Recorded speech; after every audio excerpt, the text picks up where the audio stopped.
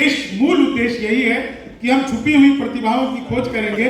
तो आकांक्षा के लिए आज का पहला मंच होगा, जिनका पहला मंच है हम लोगों के साथ में, और वो स्त्री विमर्श पर कविताएं लिखती हैं।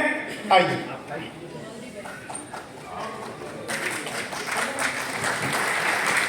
सबसे पहले मैं नमस्कार फाउंडेशन को बहुत बहुत आभार व्यक्त करना चाहूँगी, जिन्होंने मुझे मौका दिया इतने बड़े मंच पर कविता पढ़ने का, जहाँ इतने बड़े कवि और गीतकार बैठे हैं। आप सभी को प्रणाम करती हूँ। मंच के सामने भी जो बड़े नाम बैठे हैं, उन सभी को मैं प्रणाम करती हूँ। 2 लाइनों से शुरू करना चाहूँगी, जो मैं BHU से यहाँ तक गुनगुनाते हुए आई हूँ, और ये मेरे हृदय की बात है। 2 लाइनें सुनिएगा। बात सुनाऊं आज मैं से मन ये दर्पण हो जाए। बात सुनाऊं आज मैं से मन ये दर्पण हो जाए। मेरे दिल से निकले जो कविता सबका अंतर मन छू जाए। बहुत अच्छे। जैसे सर ने बोला, मैं स्त्री विशेष पे लिखती हूँ, तो स्त्री के जीवन के अलग अलग आयाम होते हैं, जिसे मैं अपने नज़रिए से आज आपको दिखाने की कोशिश करती हूँ। सबसे पहले मैं आपको मिलवाना चाहती हूँ एक ऐसी स्त्री की माँ से, जिसकी अभी अभी शादी हुई है। तो उसके माँ के मन में क्या भाव होते हैं। असल में तो ये भाव माता और पिता दोनों के मन में समान ही होते हैं। तो वो क्या कहना चाहते हैं अपनी बेटी के ससुराल वालों से, उसकी सास से वो स्पेशली क्या कहना चाहते हैं, वो सुनिएगा। जो उससे हो नहीं पाए वो समधन आप कर देना। वाह। मेरी बिटिया से गलती हो तो उसको माफ कर देना। वाह वाह वाह वाह। मेरी लाडों से गलती हो तो उसको माफ कर देना। नहीं सीखा भी इसने कि कैसे घर चलाते हैं। नहीं सीखा भी इसने कि कैसे घर चलाते हैं। कि खाने में नमक कैसा है पहले आप चख लेना। हमारे दिल के टुकड़े को अपने दिल में रख लेना। हमारे दिल के टुकड़े को अपने दिल में रख लेना। अब मैं आपको मिलवाना चाहती हूँ उस लड़की से, जिसकी अभी अभी शादी हुई है। पति को लगता है कि इसके लिए झुमके ले आऊँगा, इसे बाहर घुमाने ले जाऊँगा, खुश हो जाएगी। लेकिन पत्नी को झुमके और घूमना उसके लिए अधिक नहीं है। उसके मन में क्या भाव है, वो सुनाती हूँ। 4 लाइनों में सुनिएगा। मुझसे तुम बात ही कर लो तो मन को आराम आ जाए। वाह। मेरी तुम आँखें जो पढ़ लो सुकून दिल में समा जाए। नहीं मांगू कोई महंगा समय तोहफा कभी तुमसे। नहीं मांगू कोई महंगा समय तोहफा कभी तुमसे। नजर भर के मुझे देखो, मेरा श्रृंगार सध जाए। वाह वाह वाह। तालियां थोड़ी जोरदार बजाइए दोस्तों। खनक जाए। वाह। मेरी बिंदिया पे नूर आए। बहुत शुक्रिया।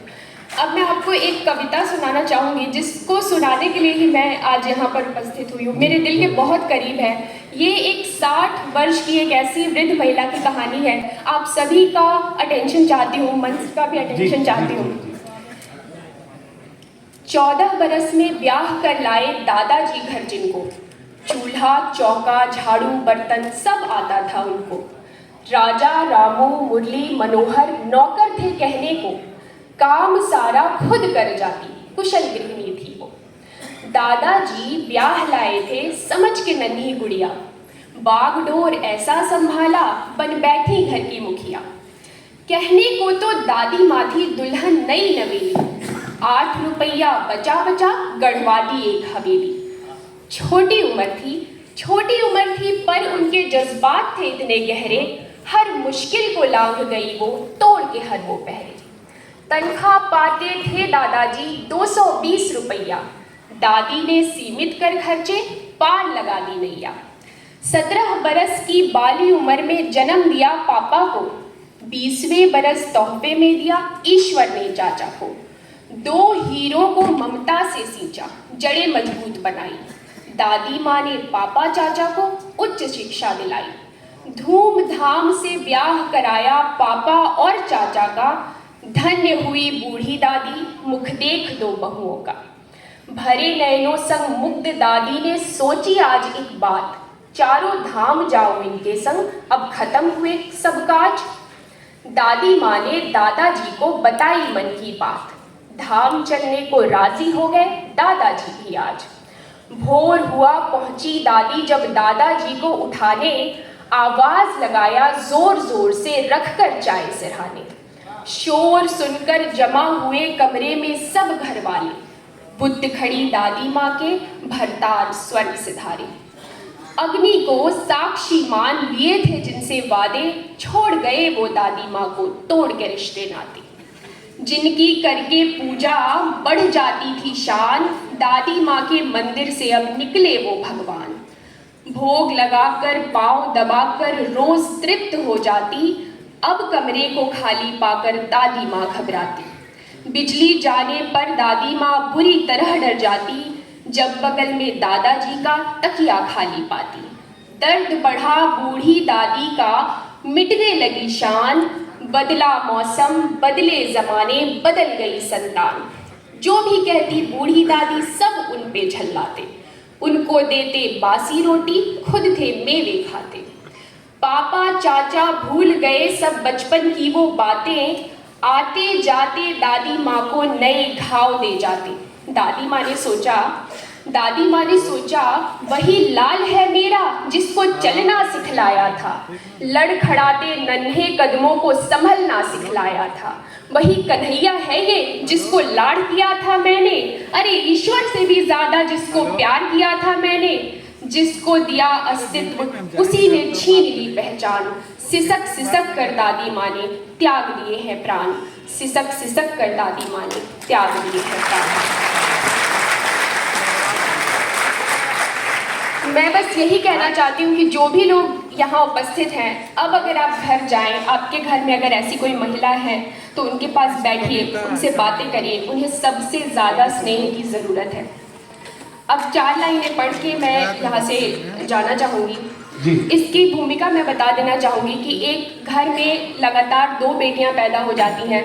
दूसरी बेटी के जन्म पे समाज के लोग, रिश्तेदार बाप को बहुत कुछ सुनाते हैं कि अब तुम्हारा क्या होगा। बाप कहता है कि यही मेरे घर का सूरज है, इसी से मेरा वंश आगे बढ़ेगा। लोग हंसते हैं उस पर। आज वो बेटी सफलता के शिखर पर है और लोग उसकी वाहवाही कर रहे हैं। बाप इस दुनिया में नहीं है। उस बेटी के मन से 4 लाइनें पढ़ती हूँ, सुनिएगा। पापा ने जब कहा घर का सूरज है तू, दुनिया बोली रहो चुप की हद हो गई। पापा ने जब कहा घर का सूरज है तू, दुनिया बोली रहो चुप की हद हो गई। बेटी की जीत देखे वो आंखें ही ना रही, बेटी की जीत देखे वो आंखें ही ना रही, पर मृतक बाप की बात सच हो गई। एक बार जोरदार तालियां बजाइए कांक्षा जी के लिए, बहुत ही अच्छा इन्होंने सुनाया। और मैं कुमार सत्यम भाई से निवेदन करूंगा, इधर आओ कांक्षा जी, इधर आओ, एक पटका पिनाकर इसका स्वागत करिए। ये भविष्य में बहुत अच्छा लिखे, ऐसा पूरा मंच इनके लिए शुभकामना करता है। आप इनके लिए तालियां बजाइए। ये भी समाज का एक पक्ष है, नारी दिवस भी हमारे समाज का एक हिस्सा है। बिहार में इस तरह के टैलेंट है, निश्चित तौर से ये लोग आगे बढ़ेंगे, लेकिन ये आगे तभी बढ़ेंगे जब